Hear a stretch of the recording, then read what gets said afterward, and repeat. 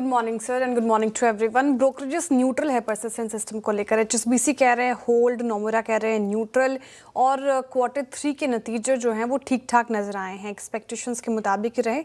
और एचएसबीसी का मानना है कि कंपनी की सॉफ्टवेयर इंजीनियरिंग स्किल्स और मैनेज सर्विस कॉन्ट्रैक्ट्स को अच्छे से संभालने की क्षमता है, यही ग्रोथ की बड़ी वजह है। लेकिन शेयर के दाम में जो अच्छी चीज़ें हैं वो ऑलरेडी शामिल है, तो यहाँ से और अपसाइड नज़र नहीं आ रहा है, इसलिए थोड़ा न्यूट्रल और वैल्यूएशन को लेकर भी एचएसबीसी ने अपनी चिंता जाहिर की है। नोमुरा का मानना है कि मार्जिन उम्मीद से बेहतर रहे हैं और डील यहाँ पर जो डील के नंबर्स आए हैं वो काफ़ी अट्रैक्टिव हैं। मार्जिन बेहतर होने के कारण है AI platforms versus system AI को लेकर काफ़ी अग्रसर होकर काम कर रही है और टूल आधारित प्राइसिंग मॉडल ने भी कहीं ना कहीं सहारा दिया है। इसलिए फिनेंशियल ईयर 27 और 28 के लिए ईपीएस जो है वो 2% बढ़ाया है। लेकिन जैसा कि मैंने कहा, वैल्यूएशन को लेकर ब्रोकरेजेस थोड़ी चिंता जता रहे हैं, इसलिए नोमुरा का मानना है कि मिड कैप आईटी स्पेस में कोफोर्ज पसंद आ रहा है उनको।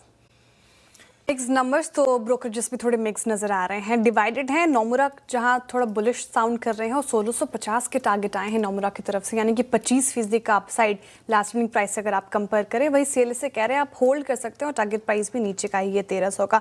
नोमुरा को इसलिए अच्छा लग रहा है क्योंकि उनका मानना है कि जो नंबर्स आए हैं वो ठीक ठाक ही आए हैं। महाराष्ट्र में एक्साइज ड्यूटी की वजह से थोड़ा वॉल्यूम इम्पैक्ट हुआ है, लेकिन बेहतर प्रोडक्ट मिक्स के कारण कीमत और रियलाइजेशन बढ़ी है और जिससे नुकसान कुछ हद तक कम हुआ है, संभला है। ऑपरेटिंग मार्जिन 17% रहा और अनुमान से थोड़ा कम रहा क्योंकि एडवर्टाइजिंग खर्च जो है वो इस कंपनी ने ज़्यादा की है।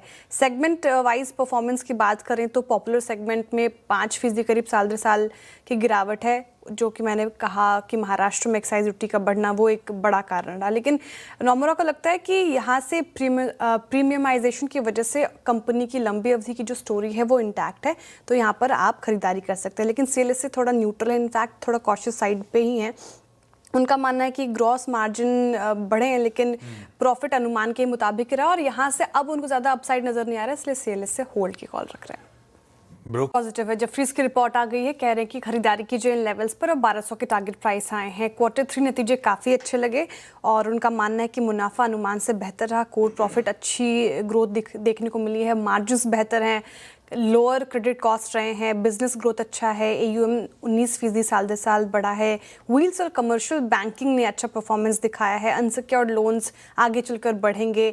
तो उनका मानना है कि लंबी अवधि की जो कहानी है वो स्ट्रांग है, यूनिवर्सल बैंक बनने की प्रक्रिया में है यू स्मॉल फाइनेंस बैंक, इसलिए मीडियम टर्म में बड़ा मौका है तो खरीदारी कर सकते हैं। ओके, मीडियम नेगेटिव है ब्रोकरेजेस SRF को लेकर। जेफरीज ने अंडर परफॉर्म की कॉल दे दी है, वैल्यूएशन को लेकर चिंता है और हालांकि कंपनी ने, अगर आप देखें, स्टॉक ने अच्छा परफॉर्म किया निफ्टी के कंपैरिजन में। 2025 में शेयर ने निफ्टी से 29% बेहतर प्रदर्शन दिखाया है, लेकिन आगे चलकर जो अनुमान है वो थोड़ा अपसाइड, थोड़ा सीमित यानी कि लिमिटेड नजर आ रहा है, इसलिए काफ़ी नेगेटिव है ब्रोकरेजेस। ओके, काफ़ी नेगेटिव है।